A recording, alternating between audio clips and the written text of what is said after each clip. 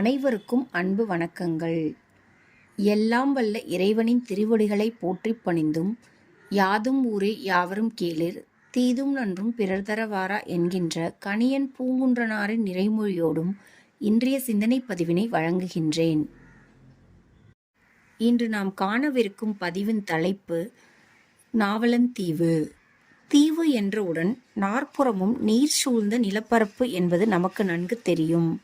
இந்த முறையில் அமையப்பெற்ற பல்வேறு தீவுகளின் பெயரும் கூட நமக்கு தெரியும். இந்த வரிசையில் நாவலந்தீவு என்பது எங்கே உள்ளது என்று பார்ப்போம். நாவலந்தீவு என்பது வேறு எங்கும் இல்லை. நமது அகண்ட பாரதத்தின் தொன்மையான பெயர்தான் நாவலந்தீவு என்று தெரிந்து கொள்ளுங்கள். வரலாறு என்பது பாதுகாக்கப்பட வேண்டிய, அடுத்த தலைமுறையினருக்கு கடத்தப்பட வேண்டிய மிகப்பெரிய பொக்கிஷம். உண்மை வரலாற்று நிகழ்வுகளை மறந்தாலும் மறைத்தாலும் கற்பனைகளும் புனைவுகளும் உள்ளே புகுந்துவிடும் என்று புரிந்து கொண்டு அவ்வப்போது உண்மை வரலாற்று செய்திகளை நினைவு கூறுங்கள். இன்று இந்தியா என்று அழைக்கப்படுகின்ற நம் நாட்டின் பண்டைய பெயர்தான் நாவலந்தீவு என்ற செய்தியை உங்களிடம் கொண்டு சேர்ப்பதே இப்பதிவின் நோக்கம்.